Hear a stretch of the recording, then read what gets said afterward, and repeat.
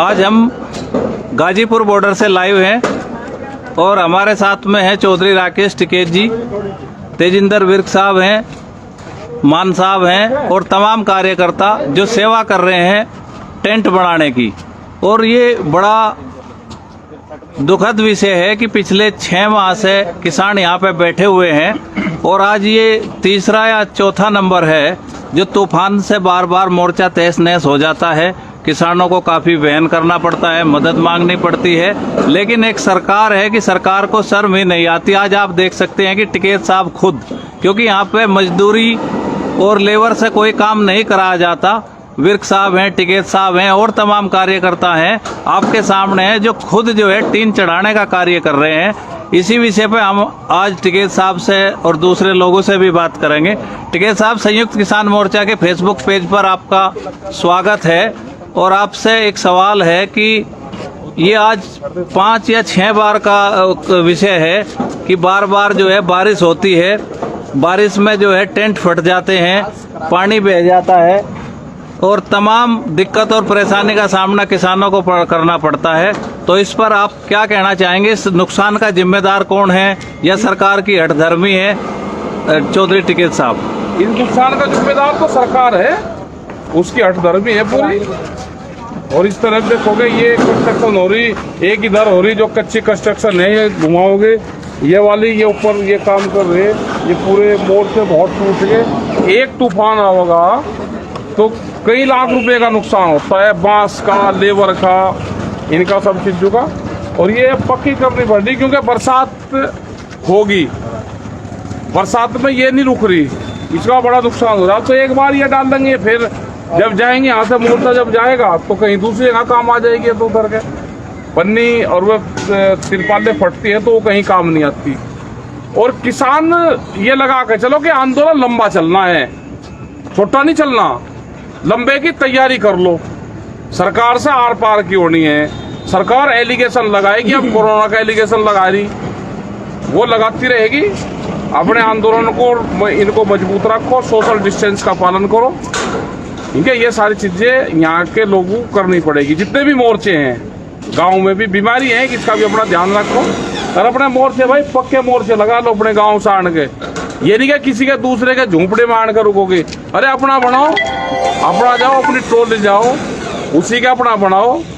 ये नहीं कि आए दूसरे के पे रुक रहे, अपना बनाओ भाई। जान आन के आप बना लग रहे आज अपने बहुत टोलियां आ रही और नए मजबूत हुए बन रहे हैं। नहीं, जैसे आज से पहले भी कई बार तमाम नुकसान हुए हैं, तो अस्थायी मोर्चा था तो इसको भी पक्का करने का निर्णय, टीन शेड से ये निर्माण यहाँ पे किया जा रहा।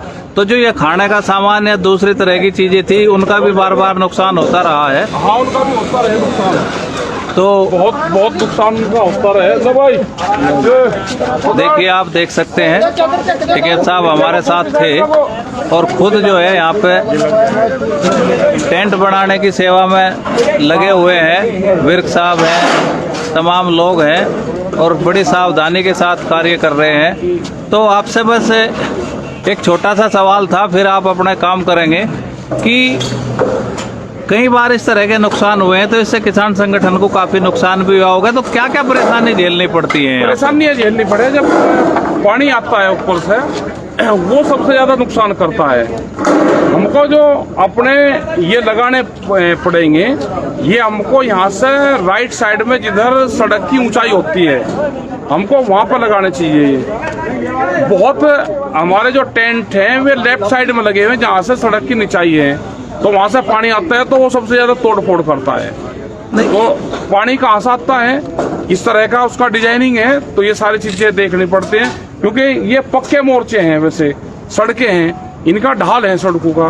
तो नीचे हमको या तो चारपाई चाहिए या तकत चाहिए, इन चीजों का ध्यान रखें। जो भी गाँव से लोग आवे इन सब चीजों को लेकर आवे। बड़ा नुकसान होता है, बांस का, बल्ली का, इनका नुकसान होता है, पन्नी का नुकसान होता है। तो पक्की अपना टीन डाल लो भाई। ये हो सकता है कि मई 2024 तक आंदोलन चले, तो ऐसे नहीं, मई 2024 तक भी आंदोलन चल सकता है। सरकार इतनी हठधर्मी पे आ रही तो यहाँ से जाएगा किसान है नहीं। आपका एक पहली बारिश के बाद एक वीडियो बहुत वायरल हुआ था जिसमें आप खुद सब इंतजाम देख रहे थे और बहुत सारा पानी ऊपर से जब नीचे की तरफ आता है तो नुकसान करता है।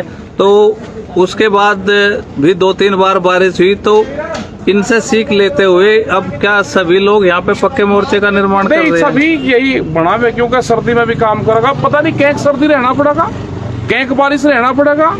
अब ये तो पटू जाएंगे, ये 6 महीने में 3-3 बार बदल लिए पन्नी, और ये इनका खर्चा भी है, अपना टीन ले आओ अपने गांव में ले जाना, फिर तो पक्के टीन का ही निर्माण करना पड़ेगा। यही रुका, इसके नीचे अपना बांस का, उसका झोंपड़ी का उसका लगा लो तो ठंड कम लगेगी, क्योंकि अब बरसात आएगी, आगे फिर सर्दी आ जाएगी, फिर गर्मी आ जाएगी, तो क्या पता कि 1 साल रहना पड़ेगा, ये तो अभी पता ही नहीं। तो अब मैं अगर ये कहूँ कि संयुक्त किसान मोर्चा के नेता अब इस तरफ हैं या इतने आश्वस्त वो हो चुके हैं कि आंदोलन लंबा चलेगा, ये अलग बात थी, लेकिन किसी को इतनी उम्मीद नहीं थी कि सरकारें इतनी अहंकारी और निष्ठुर भी होंगी कि 6-6 माह देश में सड़कों पर किसान होंगे, जो लाखों किसान हैं। तो अब आंदोलन लंबा होगा, ये बात ठीक है, लेकिन लंबे आंदोलन के लिए लंबी तैयारी भी आप लोगों ने कर ली है। पहले आप 6 माह की बात करते थे कि 6 माह का राशन लेकर आए। 26 तारीख को हो जाएंगे, 26 तारीख को 6 माह हो जाएंगे। और जब किसान गांव से चला तो उसने कहा कि हम 6 महीने का राशन लेकर चल रहे, तो आधा साल तो हो गया ना। अब आने वाले टाइम पे और कितना टाइम लगेगा ये तो नहीं पता। सरकार बातचीत करना चाहता, अब बात करते, कोरोना काल चल रहा, वे भी ठाल लिए हैं, सब लोग ठाल लिए हैं, क्योंकि जो कानून आए थे वे कोरोना काल में ही आए थे, उसको कर ले, और नहीं तो कितना लंबा चलेगा इसका कोई अंदाजा नहीं है। अपनी मजबूत कंस्ट्रक्शन करो भाई, अब तो जब तक सरकार नहीं मानती अपना चलाओ। एक बड़ा गंभीर सवाल है और ये सरकार भी कहीं न कहीं इस बात को जरूर सुनेगी, क्योंकि ये हमारा अधिकृत पेज है, बहुत लोग इसको देखते हैं, बहुत लाइव शेयर होता है। जिस कानून को सरकार खत्म करने वाली थी, अभी कानून होल्ड पर हैं। जिन तीनों कानून में संशोधन किया था, आज उसी कानून से, जिस कानून को खराब बताते थे, सरकार ने आशंका जाहिर की है कि दालों का स्टॉक हो सकता है, जमाखोरी हो सकती है, और उसी कानून के तहत ऑर्डर निकाला है। तो जो किसानों की आशंकाएं थी वो सच साबित हुई। इस पर भी आप कुछ कहना चाहेंगे? सच तो साबित होगी, जब कानून बना दिया तो जो बड़े घराने हैं तो स्टॉक करेंगे और वो फिर महंगे रेट में बेचेंगे। ये तो आशंका ठीक है। जो किसानों का आरोप था कि जमाखोरी बढ़ेगी और उससे जो है जनता को महंगा मिलेगा, तो वो कानून, वो आशंका सच साबित हो रही है। और ये उपभोक्ताओं को भी सोचना चाहिए। टिकैत साहब ने कहा कि ये आशंका नहीं, ये सच है। और उसी कानून से सरकार ने एक चिट्ठी जारी की है राज्यों में कि अगर कोई जमाखोरी करेगा तो उसके खिलाफ कार्रवाई होगी। अगर ये कानून खत्म हो गया होता तो फिर क्या सरकार करती? फिर जरूरत ही नहीं थी, फिर कानून बना हुआ ही था, फिर जमाखोरी कोई करेगा उसके खिलाफ कानूनी कार्रवाई होगी। अब ये कौन से उससे करेगी कानूनी उससे, क्योंकि जब कानून बना दिया अभी तो होल्ड पे है और उसके बाद भी जमाखोरी हो रही है।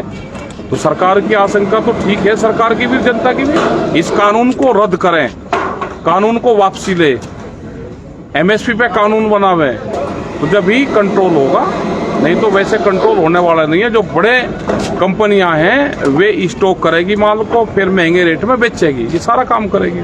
पिछले 2 दिन से भाजपा का एक प्रचार और प्रोपगेंडा चल रहा है कि नरेंद्र मोदी किसानों के साथ 1200 रुपए का DAP का कट्टा था, उसमें सब्सिडी बढ़ाई नहीं गई। अंतर्राष्ट्रीय मार्केट में भी दाम DAP के इतने नहीं बढ़े हैं। हमारे यहाँ पेट्रोलियम पदार्थों के जो दाम है उस पर टैक्स इतना है कि उसके कारण पेट्रोल भी महंगा है और खाद भी महंगा हो गया था।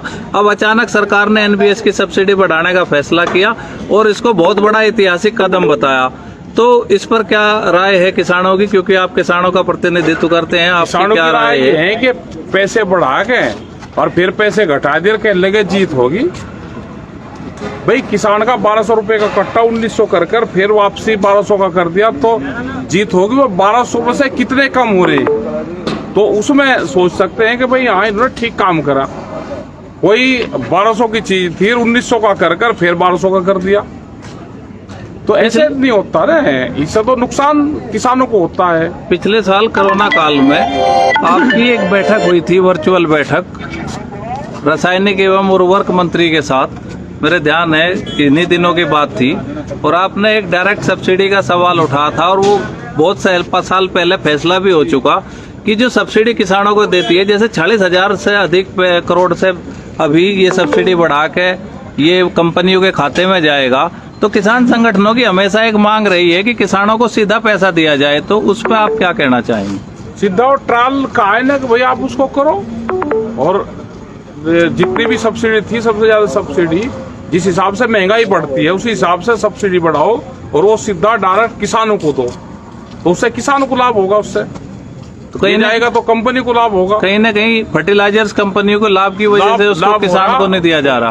लाभ फर्टिलाइजर कंपनी को होता है, उत्पादन कम होता है और दिखा जाता है, और पूर्ण रूप से सब्सिडी का बड़ा खेल देश में है। 2 कंपनियां सब्सिडी के खेल में, अभी सीबीआई ने एक केस दर्ज किया है, एक आईपीएल है, उसके एमडी है गहलोत, उनके खिलाफ भी कार्रवाई हुई है और उन पर आरोप ही है कि उन्होंने महंगे उर्वरक जो है आयात किए हैं। तो ये जो सब्सिडी का खेल है ये भी खुलने लगा, तो क्या इस मांग को आप और मजबूत तरीके से उठाएंगे? मजबूत तरीके से करेंगे पूर्ण रूप से।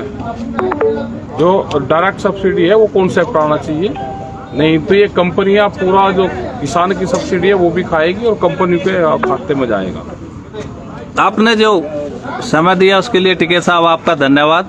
देखिए, आप संयुक्त किसान मोर्चे के पेज को देख सकते हैं किस तरह से गाजीपुर बॉर्डर पे ये निर्माण कार्य चल रहा है और टिकैत साहब खुद इसके अगुवा हैं और काम करवा रहे हैं खड़े होकर। और उन्होंने ये कहा है कि ये अब हम कच्चे निर्माण नहीं, अब टीन शेड या दूसरे तरह के निर्माण करेंगे। आप देख सकते हैं किस तरह से रात में भी किसान छत पे ऊपर जो है अपने जो आशियाने हैं, जो टेंट हैं, उनको ठीक करने का प्रयास कर रहे हैं। लेकिन सरकार है कि शर्माती ही नहीं, सरकार को शर्म ही नहीं आती कि किसान और उनके नागरिक किस स्थिति में हैं। आप हमसे जुड़े इसके लिए बहुत बहुत धन्यवाद। आगे भी आपको दिखाते रहेंगे।